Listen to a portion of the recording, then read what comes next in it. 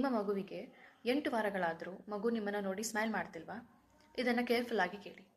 Reaction ಪಡಿಬೇಕಂತ ನೀವು smile ಮಾಡ್ಬೋದು, facial expressions ಮಾಡ್ಬೋದು, ಅಥವಾ ಬೇರೆ ಎಲ್ಲ ಟ್ರೈ ಮಾಡ್ಬೋದು. ಬೇರೆ ಮಕ್ಕಳಾದರೆ ಪೇರೆಂಟ್ಸ್ನ ನೋಡಿ ಲೈಟ್ ಅಪ್ ಆಗ್ತಾರೆ. ನಿಮ್ಮ ಮಗು ಬ್ಲ್ಯಾಂಕ್ ಆಗಿ ನಿಮ್ಮನ್ನು ನೋಡ್ತಾ ಇದ್ದಾರಾ? ಇದರಿಂದ ನಿಮಗೆ ಫಿಯರ್ ಉಂಟಾಗ್ಬೋದು. ಆ ಫಿಯರ್ ದಿನದಿಂದ ದಿನ ಬೆಳೀತಾ ಕೂಡ ಹೋಗ್ಬೋದು.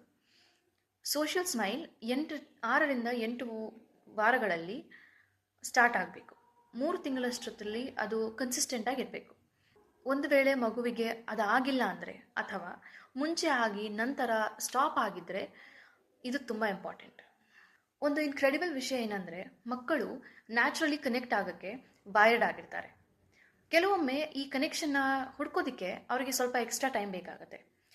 ಸ್ಪೆಸಿಫಿಕ್ ಫನ್ ಆ್ಯಕ್ಟಿವಿಟೀಸ್ ಮತ್ತು ಫೇಸ್ ಟು ಫೇಸ್ ಟೈಮಿಂದ ನಾವು ಈ ಕನೆಕ್ಷನ್ನ ಕ್ರಿಯೇಟ್ ಮಾಡ್ಬೋದು.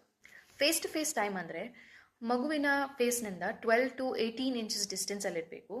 Exaggerated expressions, big smile, wide eyes ಮತ್ತು ಹೈ ಪಿಚ್ ಸಿಂಗ್ ಸಾಂಗ್ ವಾಯ್ಸ್ನಲ್ಲಿ ಮಾತಾಡೋದು. ಪೀಕಬು ದಿನಕ್ಕೆ ಮಲ್ಟಿಪಲ್ ಟೈಮ್ಸ್ ಆಟಾಡಿ ಮತ್ತು ಮಗು ಮಾಡುವ ಎಲ್ಲ ಶಬ್ದಗಳಿಗೆ ರೆಸ್ಪಾಂಡ್ ಮಾಡಿ. ದಿನಕ್ಕೆ 100 ಬಾರಿ ಸ್ಮೈಲ್ ಮಾಡಿ.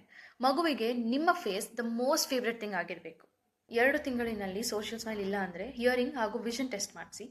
3 ತಿಂಗಳ ನಂತರ ಸೋಷಿಯಲ್ ಸ್ಮೈಲ್ ಇಲ್ಲ ಅಂದರೆ ಅರ್ಲಿ ವ್ಯಾಲ್ಯೂಯೇಷನ್ ಹಾಗೂ ಅರ್ಲಿ ಇಂಟರ್ವೆನ್ಷನ್ಸ್ ಹೆಲ್ಪ್ ಮಾಡುತ್ತೆ.